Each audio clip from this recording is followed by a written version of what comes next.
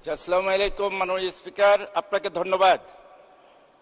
মাননীয় স্পিকার, কার্যপ্রণালী বিধি ৭১ বিধি অনুসারে জরুরি গুরুত্ব সম্পন্ন বিষয় সম্পর্কে আপনার মনোযোগ আকর্ষণ করছি।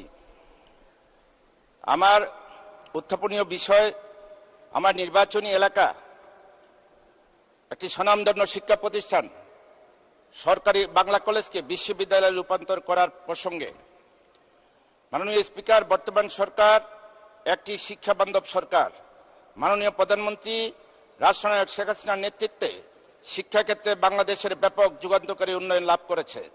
আমার নির্বাচনী এলাকার ১৮৭ ঢাকা ১৪ দারুসালাম থানার অন্তর্গত সরকারি বাংলা কলেজ একটি ঐতিহ্যবাহী কলেজ, যাহা ২২.৫ একর জমির উপর ১ অক্টোবর ১৯৬২ সালে স্থাপিত হয়। কলেজটির প্রথম সভাপতি ছিলেন বহুভাষাবিদ ও দার্শনিক ডক্টর মোহাম্মদ শহীদুল্লাহ। বর্তমানে মিরপুর সরকারি বাংলা কলেজটি ঢাকা বিশ্ববিদ্যালয়ের অধীনে ৭টি সরকারি কলেজের মধ্যে একটি। সরকারি বাংলা কলেজটি দীর্ঘদিন সুনামের সাথে শিক্ষা কার্যক্রম পরিচালনা করে আসছে।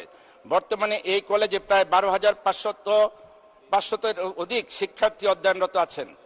এখানে বাংলা, ইংরাজি, রাষ্ট্রবিজ্ঞান, দর্শন, প্রাণীবিদ্যা, উদ্ভিদবিদ্যা, মৃত্তিকা বিজ্ঞান, পদার্থ রসায়ন, গণিত, হিসাব বিজ্ঞান, ফিনান্স, মার্কেটিং, ব্যবস্থাপনা, অর্থনীতি, ইতিহাস, ইসলামিক শিক্ষা, ভূগোল, অনার্স এবং মাস্টার্স বিষয়ে চালু রয়েছে।